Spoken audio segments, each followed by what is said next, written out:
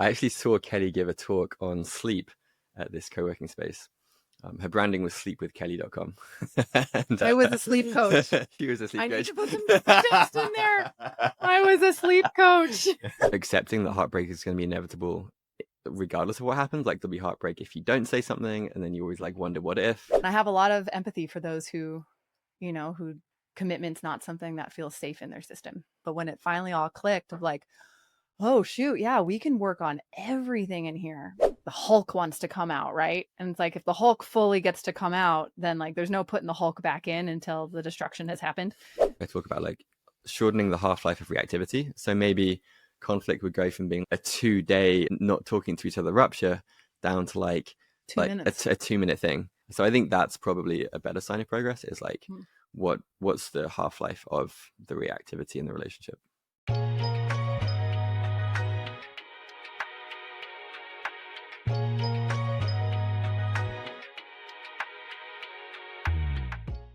Well, Jonny and Kelly, welcome to Modern Relationships. Thanks for coming on. Thanks for having us. It's great to be here. Yeah. So in this podcast, we interview couples about advice they have for other people on finding their partner or picking their partner, as well as, and we'll spend more time on this, but how to make their relationship, their marriage, etc., fantastic, or what other couples can learn from what you guys do. But maybe let's start with the first question. Based on your experience, what advice might you have for others, or even for yourselves, maybe a decade ago or something, when you were starting out on finding your partner, or how has what you look for evolved as you've gotten older? Yeah. I bet that happens a lot. I can start. So yeah, this might even be a little cliche, but the way it worked for us is do the things you love in life and meet the other people who are doing similar things. And we met in Bali in early 2019, both at the same co-living and co-working space.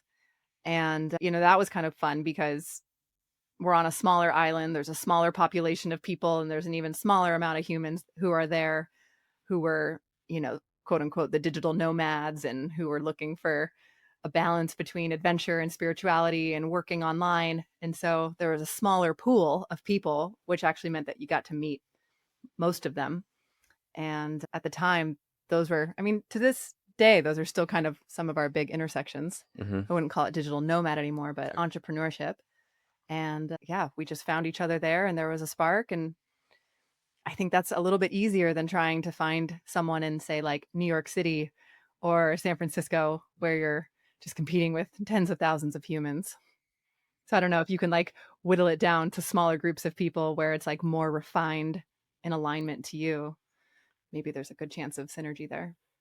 Yeah, I guess I'd add to that. I've never really used a dating app, and I kind of feel like it would be a very challenging experience to find a partner through a dating app. It just seems very challenging. I mean, my strategy was hang out in a place where I generally like the types of people that pass through. And then I actually saw Kelly give a talk on sleep at this co-working space. Her branding was sleepwithkelly.com.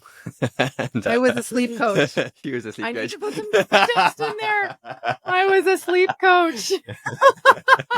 And yeah, I think I invited you to kind of be on my podcast, which was my way of doing like a pickup line. Yeah. And we went and had coffee, but it was purely friendship at the beginning. I was with another gentleman at the time, and yeah, we went back. I went back to America, and Jonny stayed in Bali, and we just were long distance friends for almost a year, actually. So I don't know. It was like start as friends, move into that other path, keep the curiosity going. And at some point, it was actually me who said, hey, I'm developing feelings for you, while I was also in this other relationship. So things got sticky for a little bit. And I think that was a big turning point of just being honest. Like, hey, there's something here. I'd like to explore it. It's interesting because there's a lot of people who sort of are concerned about exploring with a friend because of what it could, do to the friendship, or they, don't want to feel rejected with someone they're so close with, or they just don't think it would fit or would work out because there's inertia around the friendship. And if it would have happened, it would have happened. Say more about how your transition happened, or what you think others can learn from it. Well, we were sort of long distance friends. Jonny was living in Bali. I was in California, and there was no sense of when if and when we would ever live in the same place again. And so the stakes were, I wouldn't say they were that high, right? He wasn't my best friend. He wasn't my go-to day-to-day person, but there was clearly energy. There was clearly an enthusiasm for us to be in each other's lives. And I very much assumed he felt the same way. It was just kind of clear. So that, yeah, that felt like I knew I was going out on a limb to begin that, but I also just had a hunch that it was going to be reciprocated. And so I don't know if it's more of like a one-dimensional friendship where like one person really has feelings for the other and the other one isn't clearly expressing that, then I do think you can get more into the territory that you just described. And ideally, something that we work on in our marriage is secure attachment within marriage. And the more that we've established that, the more I work on secure attachment within friendships. And so the ideal would be that you could go to a friend and feel safe enough to express what's true and real for you. And together in the relational sphere, you can work with it and still be friends on the other side, even if the other person doesn't feel the same way. But if you speaking your truth is what ends a relationship, then I don't even know if that's the right relationship for you to be in on any level. Yeah.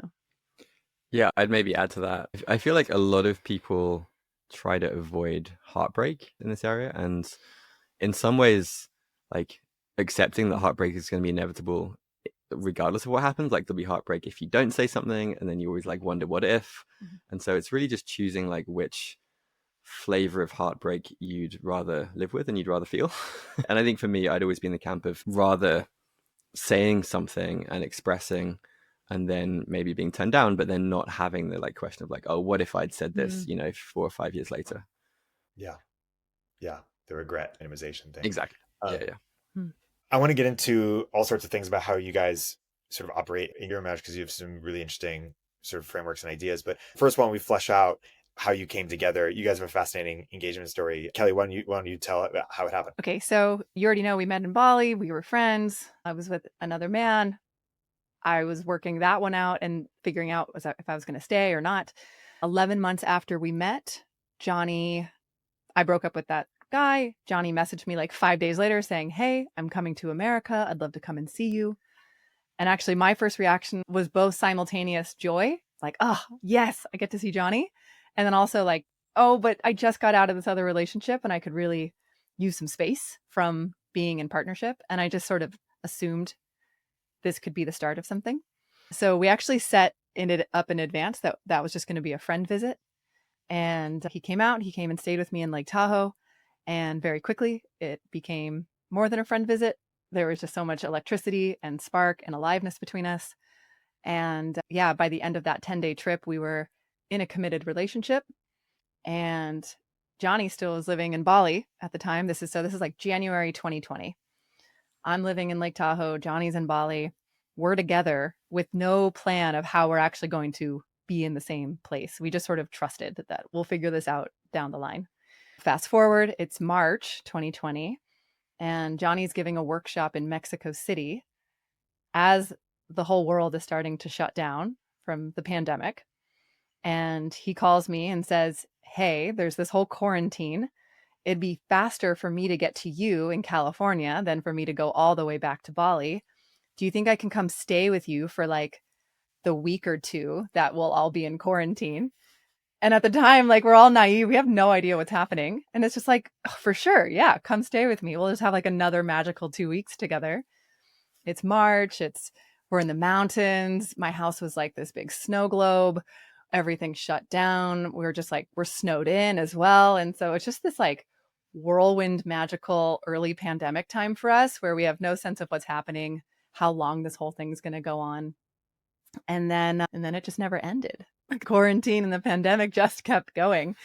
So we're actually a COVID success story. Had it not been for the pandemic, I don't know what would have happened. So now we're, I guess, unintentionally living together. Then for a couple of reasons, we decided to leave Lake Tahoe, move to Boulder, Colorado for a brief period of time. But Jonny is British and his visa for the States ran out. So he actually needed to leave the country. So Jonny goes to Mexico. I end up going down thinking I'm going to go for a visit and then we're going to come back to America. That ended up turning into a year in Mexico.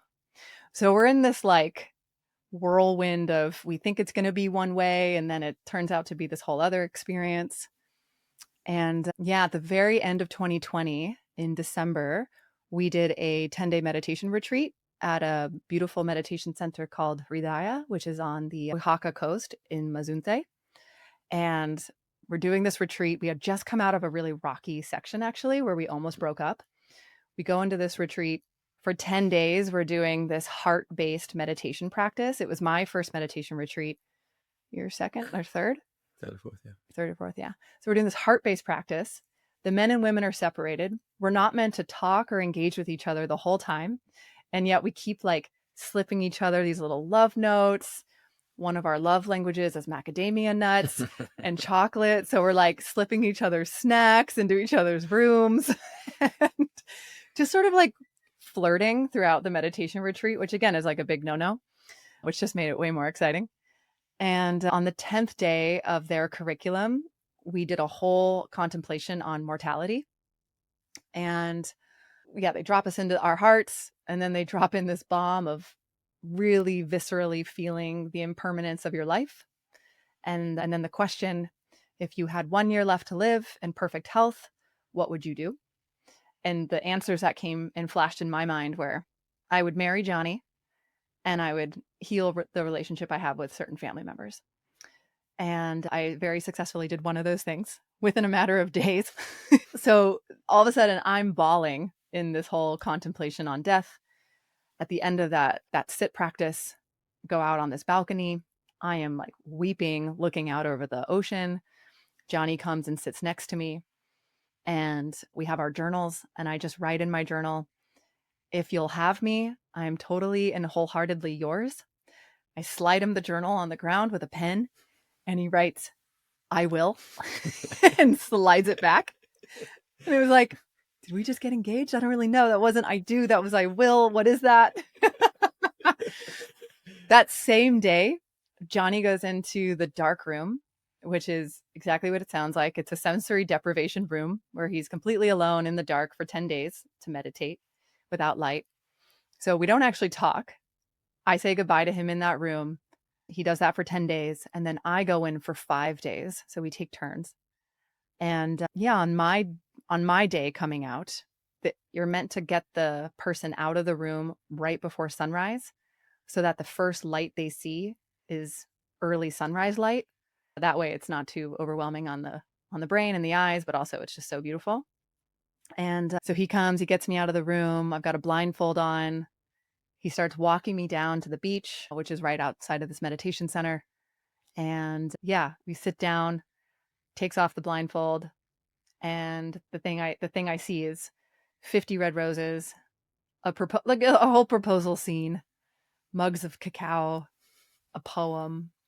Actually, the first thing I saw was the random dude he got to photograph the whole thing, who's like sitting behind a rock, just like staring at me with a camera. And I was like, oh. I can also hear our street rescue kitten, Luna, meowing. And I was like, he brought the cat? Why would he bring the cat for this moment? And I knew this was going to happen.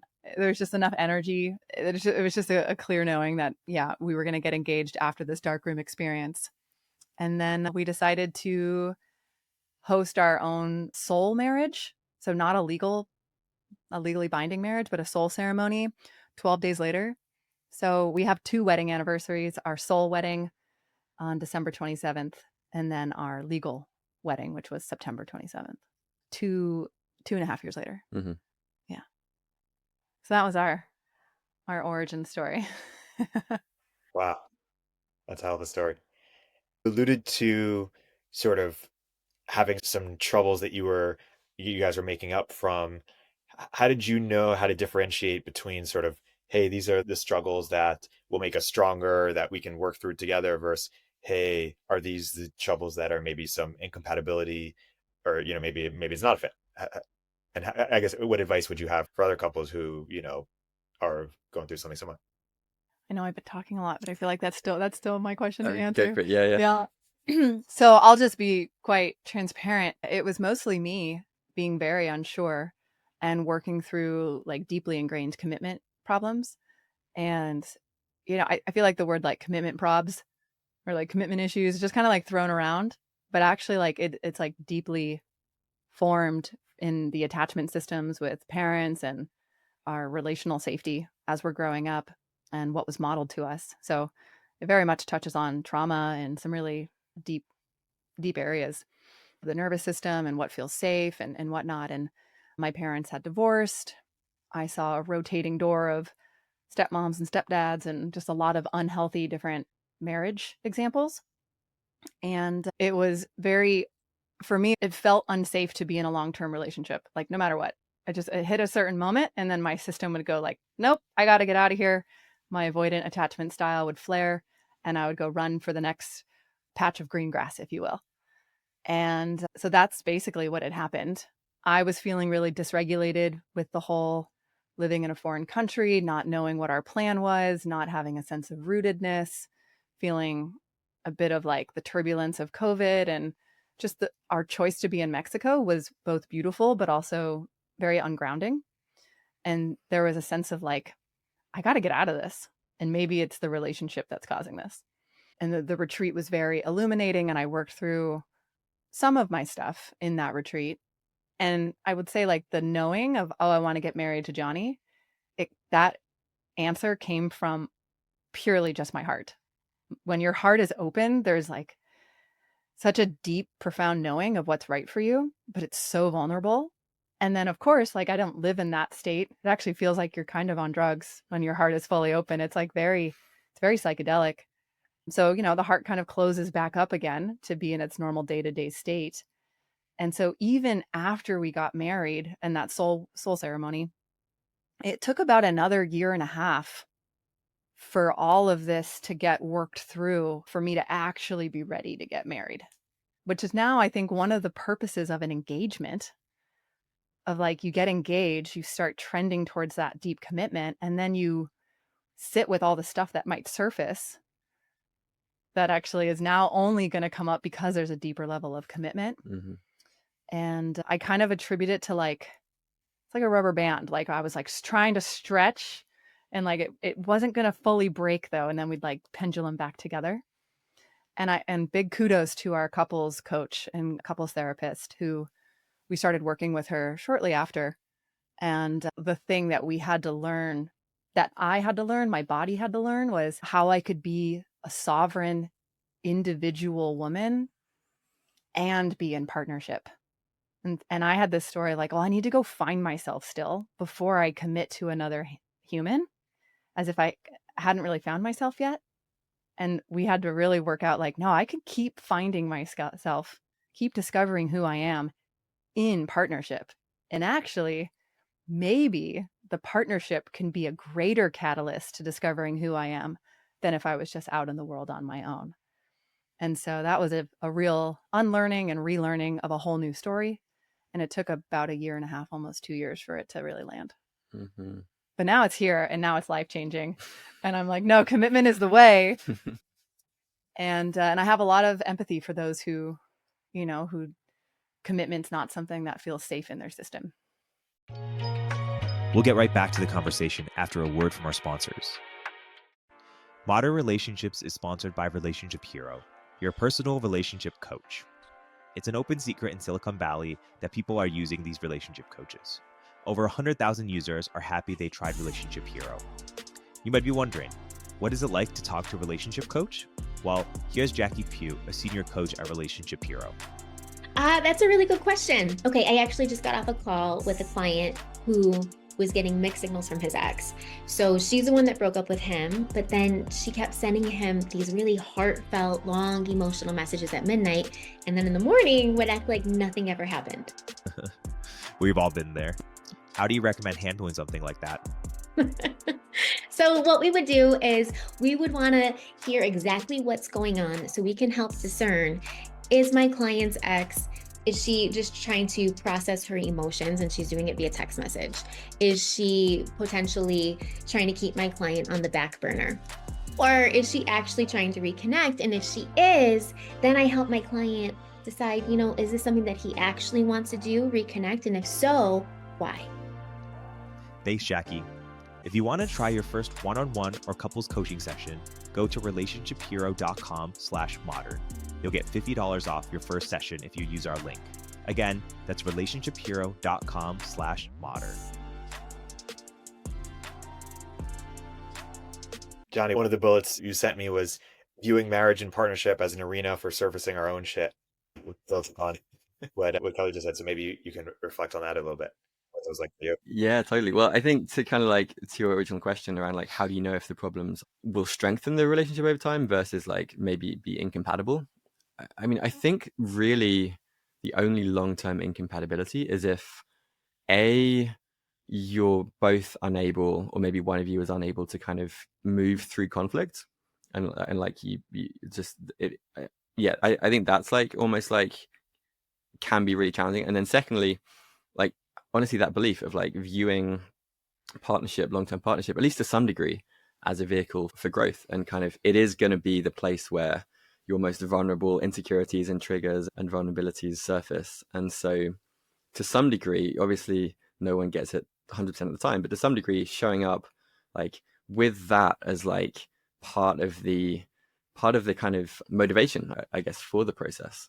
And in that story that Kelly told, one of the big things for me was I remember there was a point where the story that she told around wanting to kind of find herself and go back to the States was so compelling that there was a point where I was like, well, if this is truly what you think is best for you, then even though I love you and I want to be with you, then I guess it makes sense that we part ways, and that I'll just have to trust that somehow we find our way back together. And that for me was like a very terrifying thing to say, to almost like let go with just this like hope that we find our way back together again.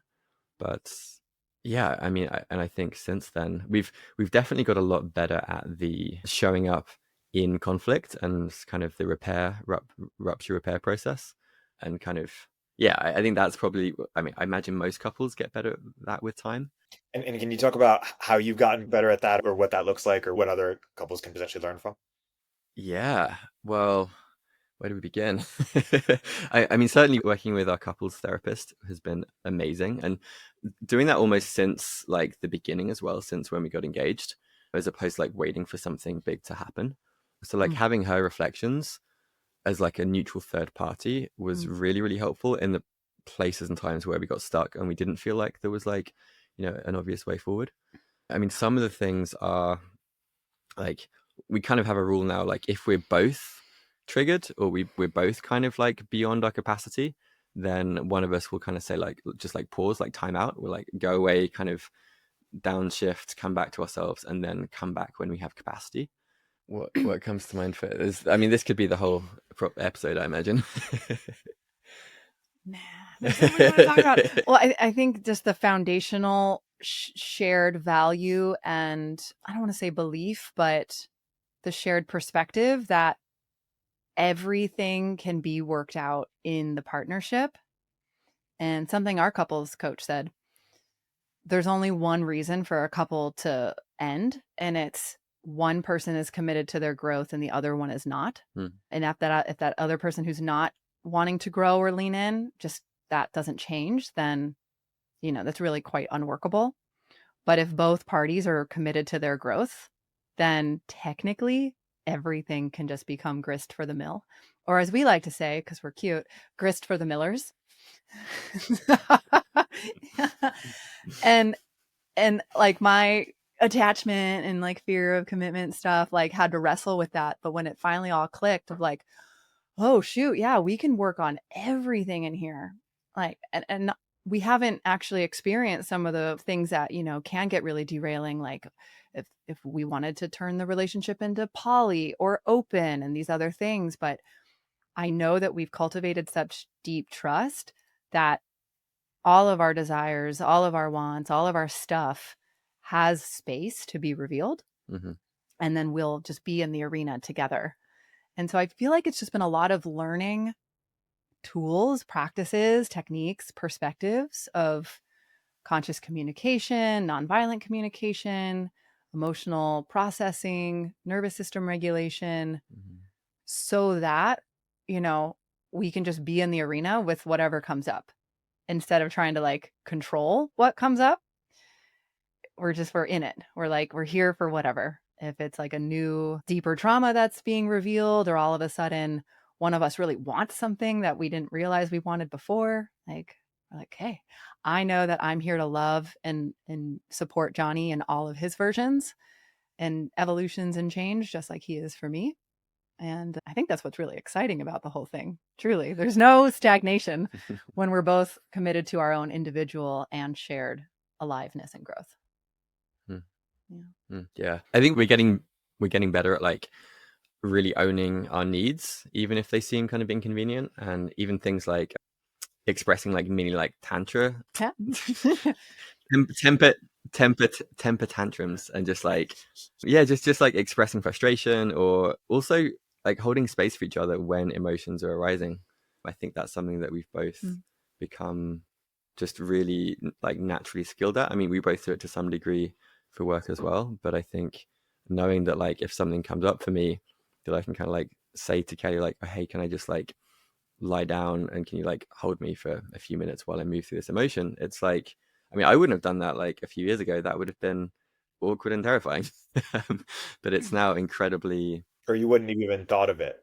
oh yeah, right, it just would have, it wouldn't have occurred to me at all. But that's, I want to double click on this whole temper tantrum thing. not a tantra tantrum, although it probably could turn into that. We have this really, I think it's quite cute, and it's surprisingly effective when there's like frustration between us. There's a field. People will talk about there's the relational field, there's a group field. So there's literally like a space. There's me, there's Jonny, and then there's the we.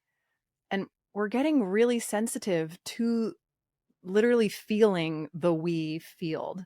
And if there's tension or unresolved conflict or a grievance or a resentment, like we can feel it in the field. And there's just a sense of like, oh, like we're not quite comfy with each other right now. And we really should, like, what's here, what's happening. And something I think would be great to talk about is our Sunday check-in process that we have, where we do deeper dives into this. But even anytime, like it happened the other morning where you're like, okay, what's going on in the field? And oftentimes for me, it's just like, it's a frustration around maybe the house, or, maybe I'm feeling a little needy and he's really deep in work and I just like want some attention, or there's something going on with our dog. I left the door open in the kitchen. Yeah, I left the door open in the kitchen while I was meditating, and it was like 40 degrees outside, and I'm sitting there like, oh, now I have to get out of my meditation to close the door. These little things, right? Which would be easy to just be like, I'll just shrug it off. We can feel the tension of it. And instead of it like getting pushed away and then blowing up later with some story of like, you never do blah, blah, blah, like none of that is skillful. We'll just go up to each other and just like start stomping our feet and just being like, oh! And like, I'll just like lightly punch him like, oh! And then like, oh, shake it off. And then it's like, we move the energy while simultaneously it's ridiculous. And then we start to laugh and have fun a little bit, which just like cuts through all the tension. And then I can just be like, oh, I'm cold when you leave the door open like that. Will you please close the door after opening it, so that I can just get to the thing more easily. And I think that's been a big part of for us is conflict resolution in a skillful way, but also just like making it more lighthearted and fun and playful.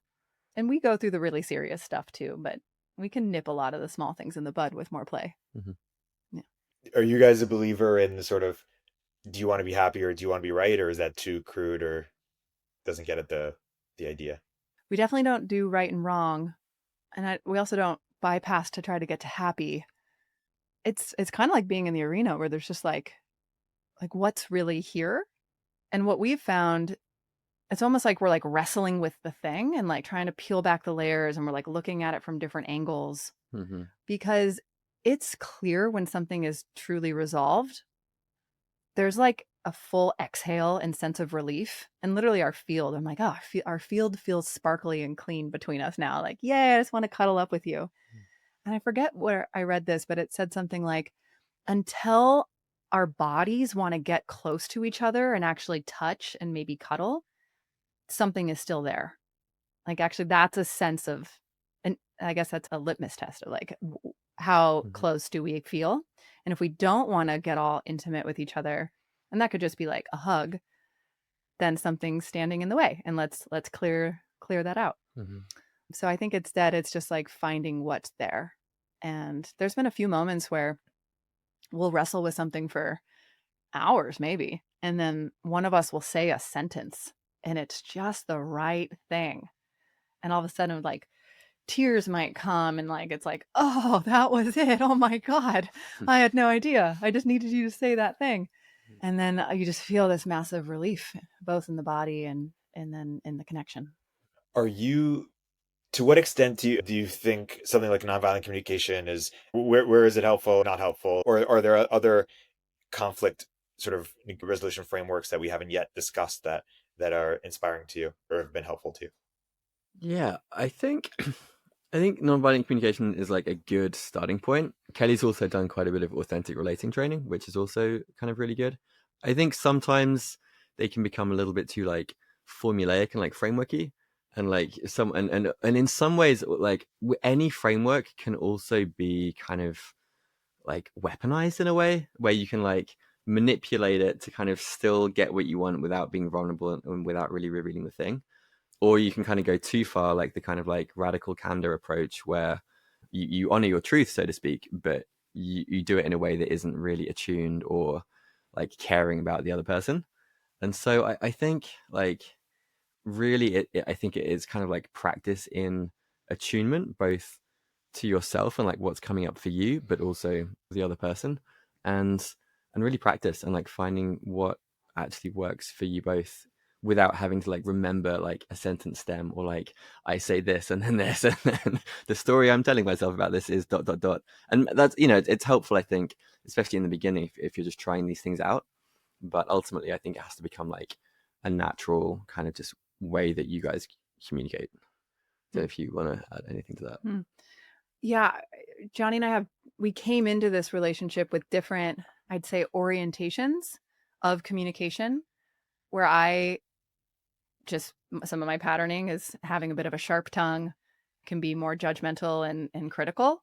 And so through our process of me seeing those patterns more and learning to dig underneath them and actually see like, what is the feeling here for me? And so, yeah, NVC and authentic relating, those frameworks have been helpful for me to unlearn and relearn like kind and effective ways to talk to other humans, and while simultaneously getting your needs met in ways that like we just didn't learn growing up or see modeled to us. And so I think they're amazing places to begin. And then we just find our own way into communicating with each other. But even still, there's ways where one of us will reflect back to the other person like, hey, you're in story right now. Like, what's the feeling that you're not feeling? Or what is it that you're actually wanting? And so it's both, where there's like we both are taking responsibility for being effective communicators, but also effective listeners who could help guide the ship if it's getting into unhelpful, rough waters, I guess. Mm-hmm. And even some of those times where it's not skillful, and maybe there's like anger coming out that feels kind of kinked and it feels a little like sideways and maybe mean, or yeah, even that, instead of making that wrong, like it just comes into the arena too. And so it is, I really think it's like a wrestling, but not in an aggressive way. We're just working through the layers together. And over time, gradually, I see that our communication patterns are inherently more loving, supportive, optimistic, uplifting, encouraging. And there's just deep safety, I think, is at the end of the day. Like, even if I come into a conversation and I'm not doing it well, or not doing it to an NVC level, like I know I'm still so loved and accepted in this partnership, and we can repair from that too. Yeah. Something that's been really helpful for me was realizing that I can say something along the lines of like, I really care about what it is that Kelly's saying, like the content of what you're doing, but the way that it's being communicated is making it really hard for me to show up and not like get defensive and like put up my boundaries. So could you maybe rephrase that in a way that isn't kind of attacking me? and that actually really, and kind of being attuned to like when a certain phrasing causes me to kind of contract or tighten or feel defensive, and then just like naming that and like almost doing a redo, that I think is really helpful, because it allows you to share the thing that's really like on your mind, but allows me to also show up without like in a kind of me versus you kind of dynamic, which I think it is kind of what we try and come back to, is like being on the same side of the table of like, how can we both figure this out? How can we both like problem solve or find truth or find a kind of third door scenario to whatever this challenge is that we're experiencing? Because we both love each other. We both want each other to be happy. And so how can we work as a team towards that? Yeah. And just this idea of marriage, intimate partnership is a crucible for our awakening, our growth, our transformation. Is some of the stuff that gets called to the surface could be younger parts of us, could, old patterns. For me, like the inability to express my anger in my growing up family, so there was like a kinked way of being with anger. Like that younger part of me, she comes out and she just wants to thrash and yell. And so there's a sense of responsibility of like, I need to take responsibility for what I bring to the table, my woundings, my parts, my inner children. And it's always so fascinating to see how we married each other and have like the perfect polarizing parts, right? Where like maybe my anger comes out and then his shame comes out. And then we're just like in this dance together that could be self-reinforcing. But we know this about each other now.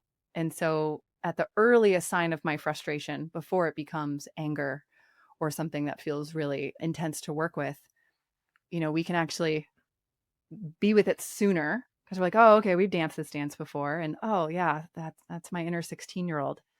And something that I just as an individual am working on is more parts work with internal family systems and getting a clear sense of like, who's actually here right now? Is this my queen who knows how to love her king and lift him up and, be an amazing partner? Or is this other part of me who feels angry and vindictive and, wants revenge? It's like, well, I don't want her running the show, but she's clearly here. So let's be with her. And I think the more we learn these tools of self-healing for ourselves as individuals, the more we can show up for our partners and take that responsibility of what we bring to the table in this lifetime. Yeah. And then maybe to kind of piggyback off that, I think, and it's also really, really important to have people like support, like outside of your primary partnership, whether that's like a men's group, women's group, coach, therapists, all of the above ideally. Because at the end of the day, if you're kind of asking your partner to be the person to also help with like, unpacking all of this like deep emotional stuff, then it's great to happen sometimes. But I think if it's like all the time, it almost kind of puts unnecessary or just too much to ask of like one relationship. So I wanted to like toss that in there as well. Yeah.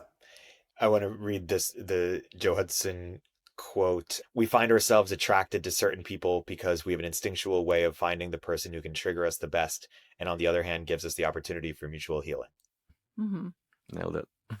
Yeah. I think also like it can sound really heavy, like, oh, we have to do all this healing together, but it's the other side of the coin.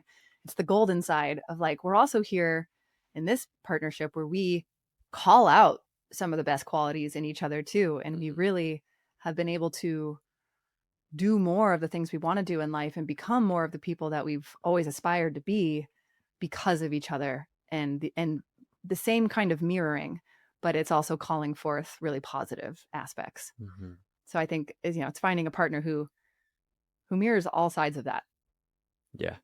I feel like we've become so much more like playful and quirky in the last 2 or 3 years since we got married, and almost like younger parts of ourselves is coming out and just being goofy and just like, I think that's safety. I think that's just like so much safety to be ourselves, to be authentic, to be weird, to do the things that we wouldn't necessarily do in public, but now we do in public together because there's safety. Like we have this we have this cute little like made up language that it's just like these merp sounds where we're like, Merp. "Merp, merp, merp, merp, merp." And now we just like sing songs, and sometimes it's just the way we greet each other. Where it's like, "Merp, merp, merp, merp, merp." Like we had a joke. We're like, we'll do this whole podcast interview and just murping. I'm like, well, like I'll come up behind him at the grocery store, let him know that I'm coming, and we do bird calls in public, like, and like he knows it's me. And so there's just it's like the longer we're together, the more we're made for each other. Because the more we like start to It's like a culture gets created in a way. yeah. And it's like such a culture of belonging for who we are. And I also think that's kind of what's magnetic to other couples and other people, where it's like it feels good to be around us most of the time. Sometimes there's conflict because we're just like it's like this energy of yes. Like let's just be our yes selves. Weird, quirky, authentic. It's like inclusive of all of our parts. So there's an inclusivity with other people too. Mm-hmm. Yeah.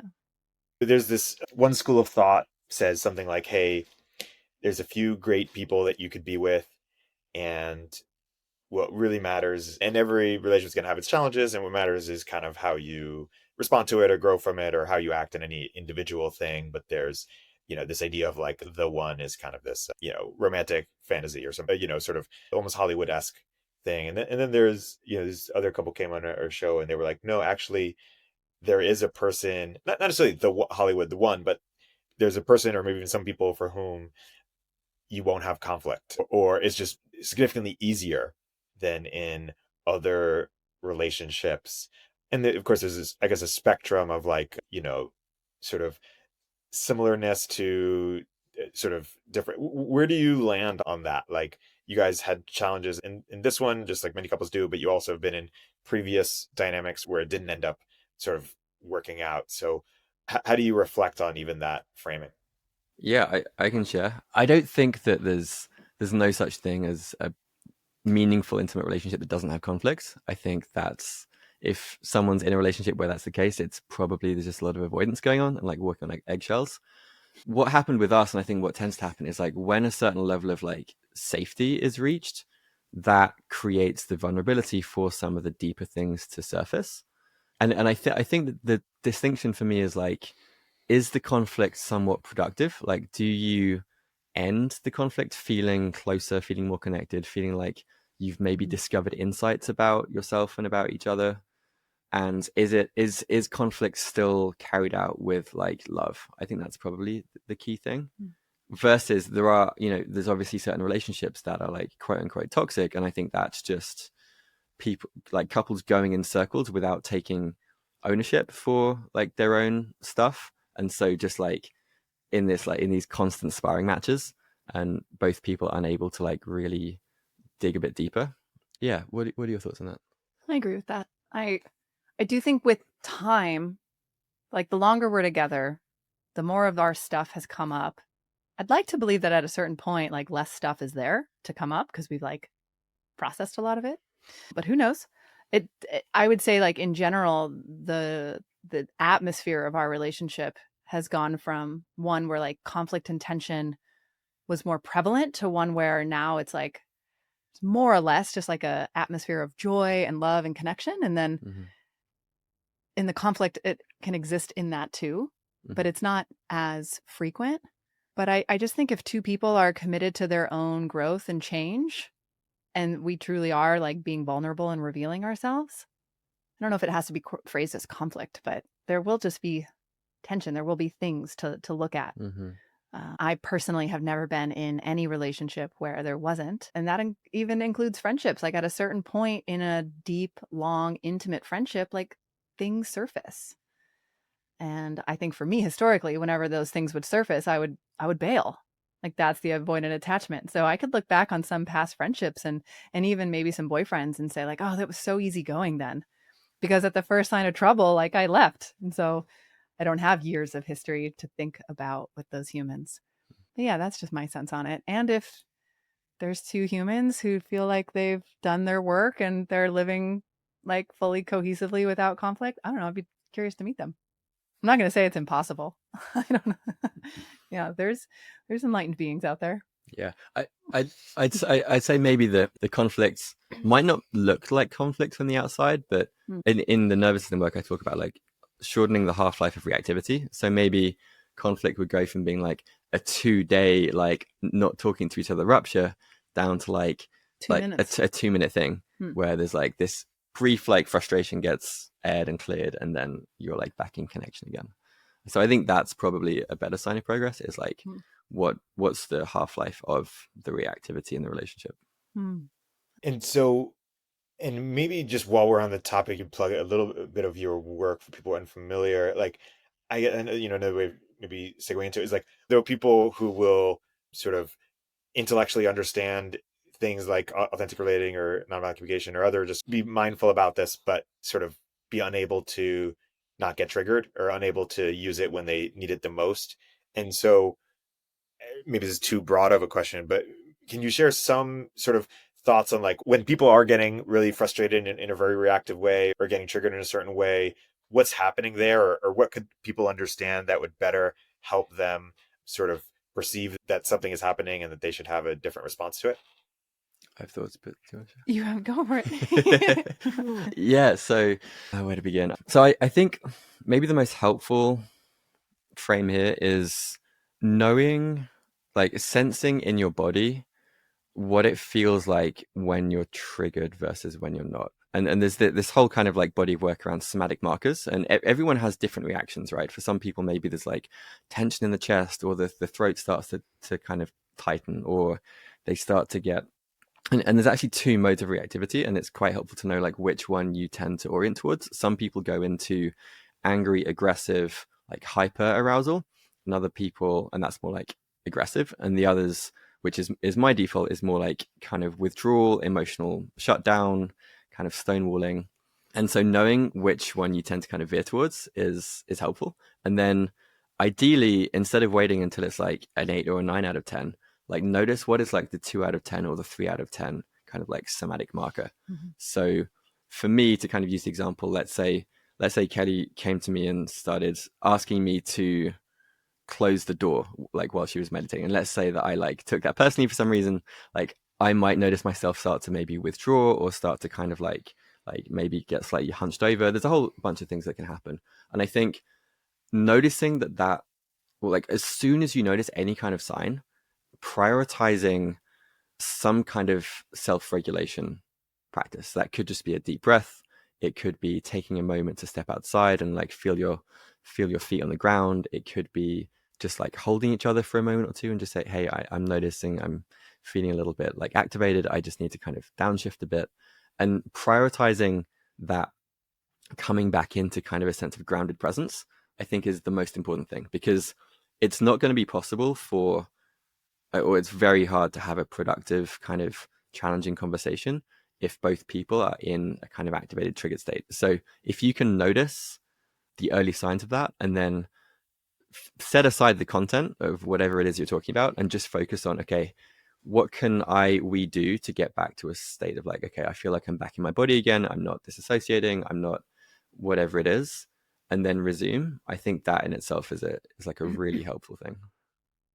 Yeah, I'll just say that sometimes that can feel like a level 10 ninja move, as we like to call it, where when you are activated, you filter the world through that activation. And so it can be hard to get the distance you need to even recognize I am activated and I should do something right now to like work on that activation. You almost like, if for me, I get more of that hyper arousal of like the frustration, like it's almost like the Hulk wants to come out, right? And it's like if the Hulk fully gets to come out, then like there's no putting the Hulk back in until the destruction has happened. And so it's like trying to, through time and time and time again, learn like, oh, just the earliest signs of Hulk want to come out. Oh, okay. Be with that. But Jonny, like we've both gotten pretty good, but Johnny's great at, if I've been taken by the emotion, been taken by the activation energy, and I don't want to sound like a victim, but like it can sweep you. He'll use those exact words that he mentioned earlier of like, hey, I really want to be with you in this thing, but I'm noticing that the energy right now is not conducive for us having a productive conversation. What do you need right now to like be with just the energy or just be with the emotion, to try and get a separation between the words and the content, the thing you think is the problem, and just the energy and the emotion. And it's just practice. And so the more that a couple can do that practice together, and whether it's taking workshops, taking Jonny's nervous system mastery, just learning more about the nervous system states and tracking them in their own bodies, just the more awareness there will be. And then the teamwork of, supporting that process when it's happening. That's very helpful. Last question on this specific topic, which is for someone who's more sort of, let's say, a rationalist, more this kind of thing, and sort of implicitly skeptical of the feel your feelings, or they think it's kind of woo or something like that. How would you explain in terms that they could understand why that is effective? Like what's actually happening that leads it to work, and why you can't really just, or it may be less effective, just like be rational, abstract yourself from it, sort of detach rather than sort of actually like feel it intently. Sometimes these people sort of read Stoicism or Buddhism or something and feel like, oh, you just gotta detach from everything. How would you explain to just someone like that? Yeah, and there's a bunch of directions we could go in there. I think, well, one is like if you're kind of perpetually detached and semi-disassociated, it's going to be really hard to create connection. So I think that's just like one. It's not in my experience, it's not a great way to live your life. Secondly, if let's say, using the example of anger, if like anger is constantly kind of like there's a subtle difference between like witnessing and watching versus like bypassing and repressing. But I think in my experience, more people than would care to admit tend to be the type. Generally, they've had some experience in childhood of like anger is bad in some way. Anger hurts people. Anger is I'm bad for expressing my anger, and so it gets pushed down, and that creates. I think of it as like emotional debt.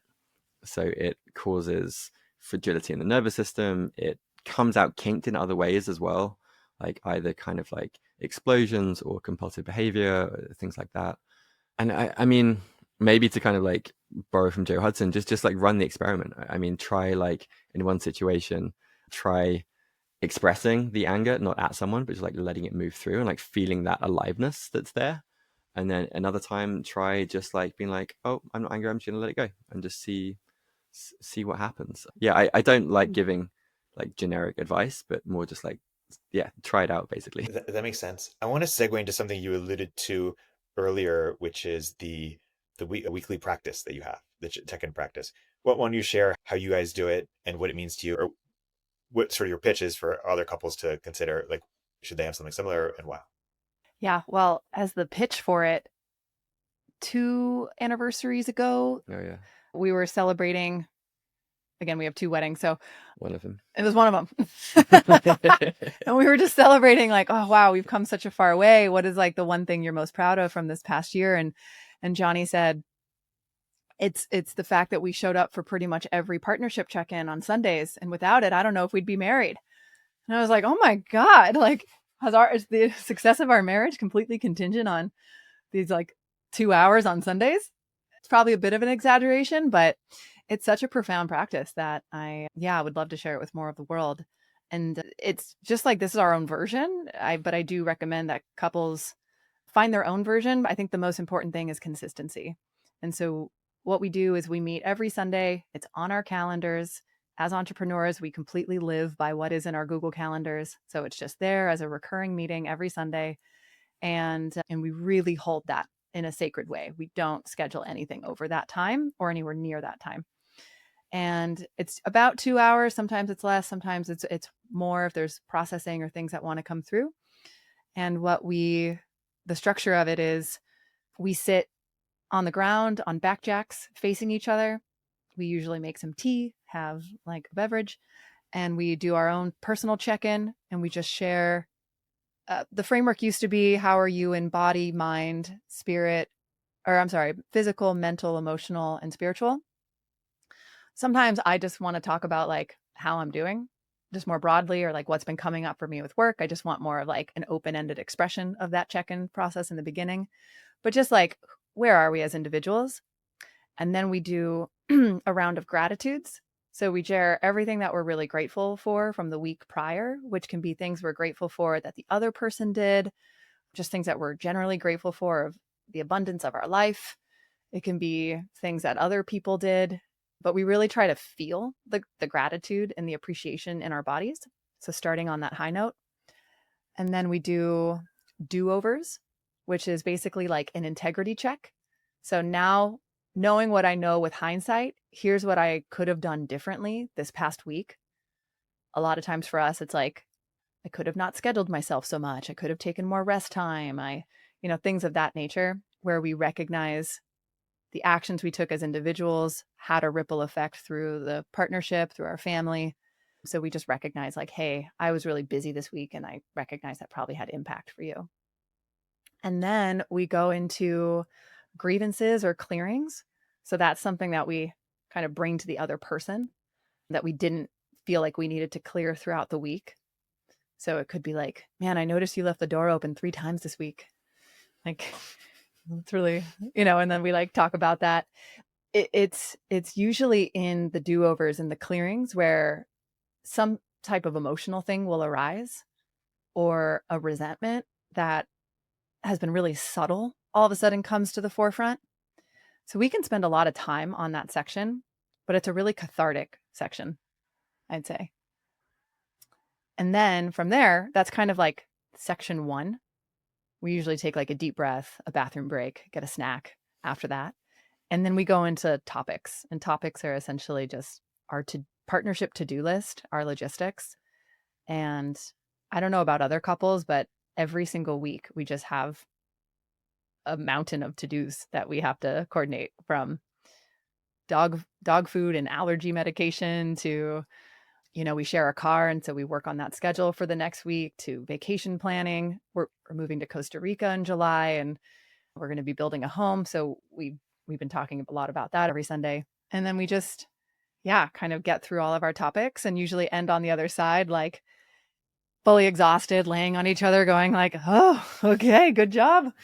It keeps our partnership moving forward logistically really well. And then also emotionally, mentally, and with connection. And then we try, on the days where we have bandwidth, we also will try to, on the other side or at some point in it, actually spend some real intimate time with each other and prioritize, Sundays for also like our sexual connection. And it's really just like a day for us. It's the one day a week where we're really like, this is for us. Yeah. You want to add anything? I guess just like acknowledgement that if and when we have kids, that we may not be able to take like the full day for ourselves. So if there's couples listening who have a kid or two and they're like, probably rolling their eyes, like, yeah, right. Yeah, I'm right. not going to do that. I don't have like time for like a 2 or 3 hour check-in on Sundays. Yeah. It can meet you where you're at. Even 10 minutes of checking in, of just like, hey, how you doing? Okay, what do we need to do this next week? Are you feeling any tension? Like, you could power through something faster. Yeah, I'm sure there could be a streamlined version. Yeah. But we notice if we don't do it, we can maybe miss 1 and things are still good. But if we miss 2 or 3, like that field is holding tension. And we just get sloppy in terms of like all the plates that we're trying to juggle together. Mm-hmm. Yeah, but some people will say the opposite from what the people with kids might say, which is, oh, is this too much sort of overthinking of the relationship? Or like, are you creating more space for conflict by sort of constantly bringing it up? You could counter with sort of the, hey, why don't you just try it and figure out what works for you or doesn't work for you? Or sort of the Igor and Liv said this thing of like, hey, it prevents bigger fights down the road. Yeah, maybe we have smaller conflicts that emerge from this, but we sort of nip it in the bud. And so it's like largely preventive as opposed to, inventing. Yeah, it's like preventative medicine. Yeah, I mean, I think I'm very much in like the Liv and Igor camp with that one, in terms of small resentments and what becomes pernicious is they could accumulate into like a perspective or a story about the partner, which then like once you start viewing your partner through a lens of like, oh, they always do XYZ, that's when it can kind of like really snowball. When you label it like, oh, Johnny's lazy because I've been, oh, sorry, there's our dog. Because he does these things where these check-ins are an opportunity to just nip all of that in the bud and keep coming back to, the more generous assumptions that we can make about each other, just being better teammates. I can close the door. The other thing I wanted to share is like, we don't always have a bunch of clearing. You know, if we're doing this weekly, like last Sunday, we just stared at each other with the resentment category and we're like, no, I feel pretty good right now. Like, just a lot of love and gratitude. I was like, okay. It's always nice when that happens. Yeah, it's always a nice little break. So no, I don't think we're making it more difficult or challenging or like inviting conflict. We're inviting intimacy, connection, and really being a team with life. You mentioned kids. How have you guys thought about children, and how's that evolved? Johnny's pointing at Kelly. Well, we're calling it the conception portal. We're going to open the conception portal in about 5 weeks from now. Yeah, which has been a real journey for us to get here. Johnny's 36. I'll be 36 in May. And so we're at that age where it's like, it's really good to know whether we want to do this or not.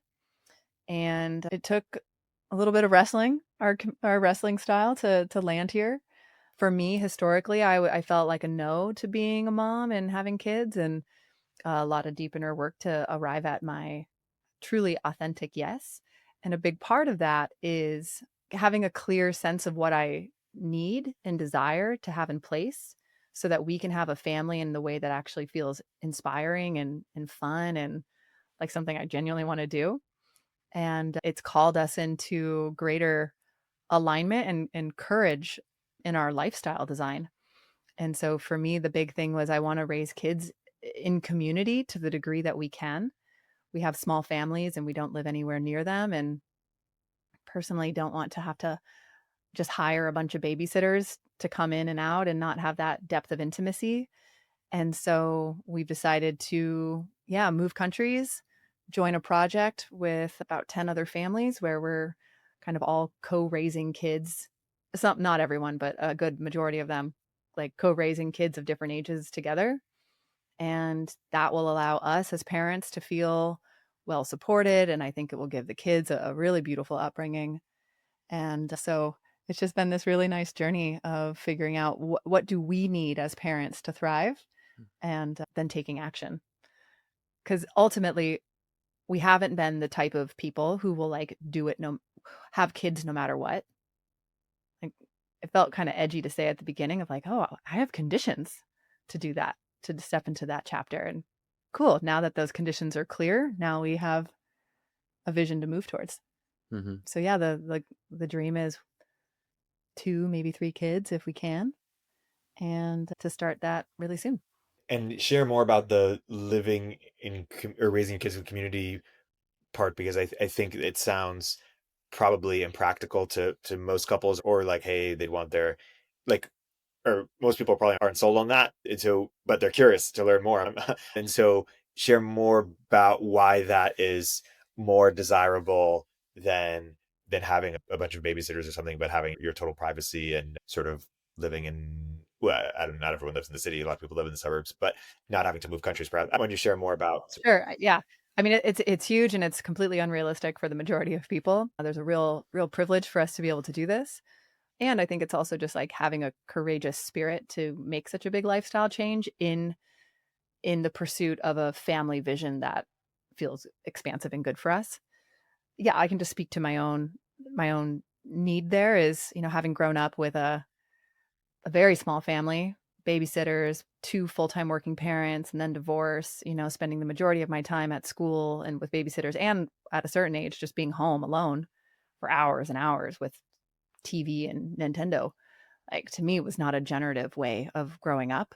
And we've had exposure to people who've just chosen alternative ways of raising kids, whether that's moving to one of the Hawaiian Islands and like having a ranch house and, growing up kind of wild and near the surf break. Or since we've been nomadic, we've just met these pretty incredible couples who just move to these foreign places and try and give their children a different type of upbringing.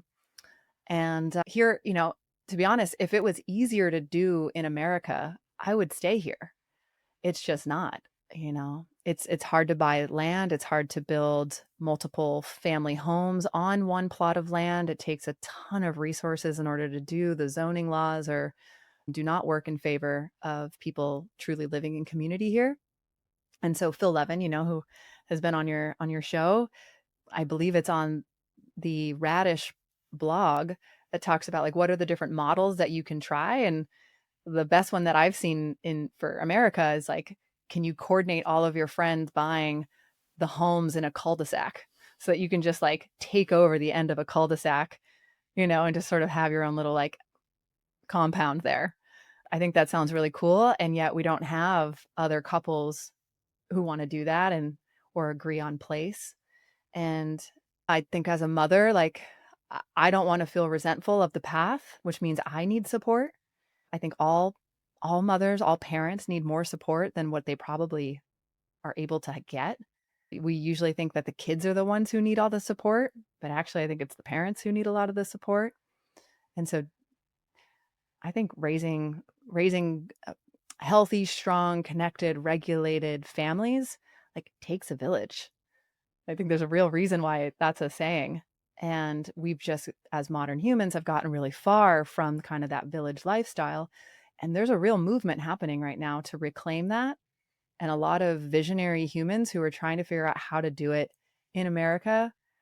And people are also looking elsewhere where land and zoning and all of that is a little bit easier to navigate. So that's the route we're choosing, just because we're right at the cusp of wanting kids. And to me, the vision just feels so beautiful to, be pregnant and be around other moms who've already walked that path before me and get to surround me in that process, and Jonny, and we're being held in this huge transition and rite of passage, and that our child and hopefully children will get to grow up with this wider group of humans that love them, know them, support them, while also living on land. And I don't know. I really do feel like it's the dream for many, and it just takes some creativity and gumption to make it happen. And if anyone who listens to this is like, how do I do it? I'd be super happy to talk to anyone, just like brainstorm different options. And I do hope and think it will get easier in the next couple of decades, because genuinely, I think it's the way humans are meant to live. And so there will be a natural trajectory back into that. That's well articulated. Just because you mentioned it earlier, and it was in passing of something you haven't even gotten to yet, but I'm curious, given the communities that you sort of spend time in, if you have any thoughts on poly. Yeah. Why don't you go? Yeah, well, we have quite a few friends, living Bay adjacent that are definitely exploring that. What is Bay adjacent? Like living in and around the Bay Area, basically, in San Francisco.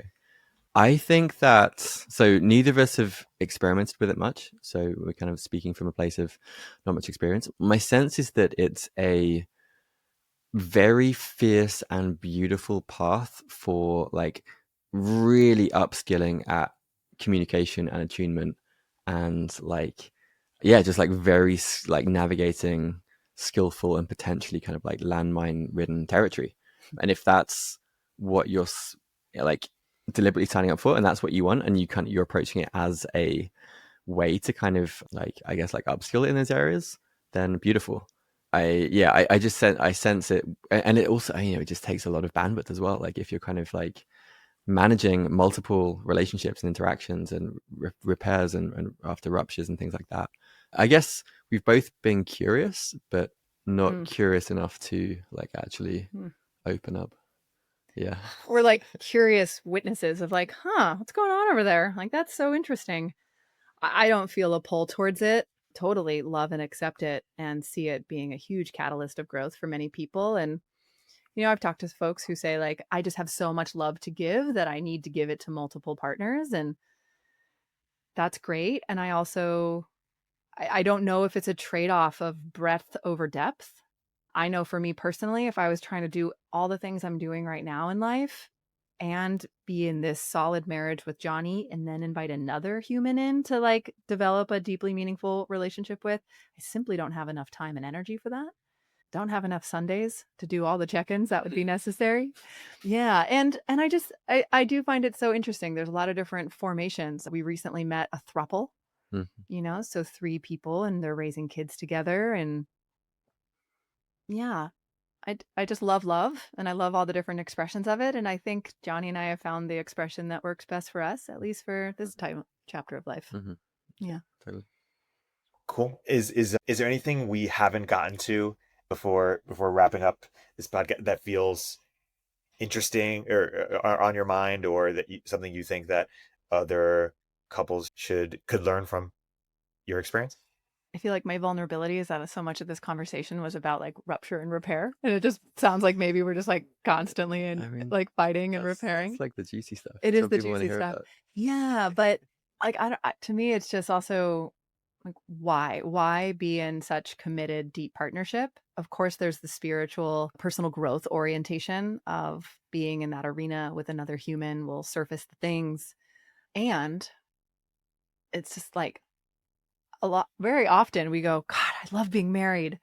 Like, it's just so fun. I love coming home to you. I love just making these weird noises before we go to bed. I love the comfortability and the familiarity of just being with you. Truly, I mean, I can be my most authentic self with Jonny more than any other human. And that's something I'm working on, of like, can I be that version of myself with all other humans, no matter what? And that's been a real gift, to just come and have at least one human that is like 100% a safe space for all of me in my different parts. And yeah, I just really hope that people, when they step into partnership, are also leaning towards like, what do we want to be? What do we want to take a stand for with each other? What does this partnership represent? And really cultivating that and living into it. And so for a lot of times, it's our practice is like remembering how freaking great everything actually really is, and seeing each other with new eyes, seeing each other with that wonderment that we first met each other with, cultivating the spark and the aliveness and the connection and the play. And when we both work from home as entrepreneurs who are busy, we can really get into modes of, we can get into roommate mode, we can get into colleague mode, we can get into a lot of modes that aren't necessarily like sexy or fun or sweet. And there's a lot of role switching, I guess, where we have to like be conscious of our energy that we bring into each moment. Like, okay, let's shake off the work mode and then like step back into fun and playful mode. And that's been a real, I think, like learning area for us of how to show up for each other in the ways that are most generative and keep the aliveness going. Yeah. And so just, I guess, encouragement for couples to like find their North Star, find that deep sense of secure attachment so you can be your most authentic, weird, wonderful self, and keep exploring all the different facets that you guys get to be together. And then invite other people in.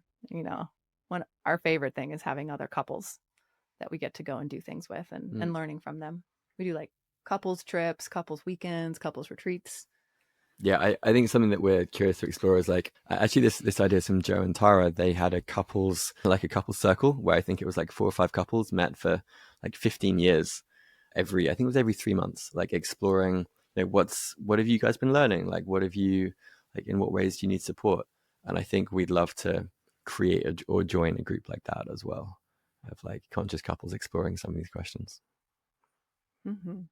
Yeah, we were talking about that offline the other day. So I'm surprised there isn't more infrastructure around that already. To your earlier point, it seems like, people get a couples therapist once it's almost too late, or just really late in the process, and having support earlier, whether it's 2-on-1 coach or sort of a set of couples trying to figure things out or grow together, sounds like it would be really constructive.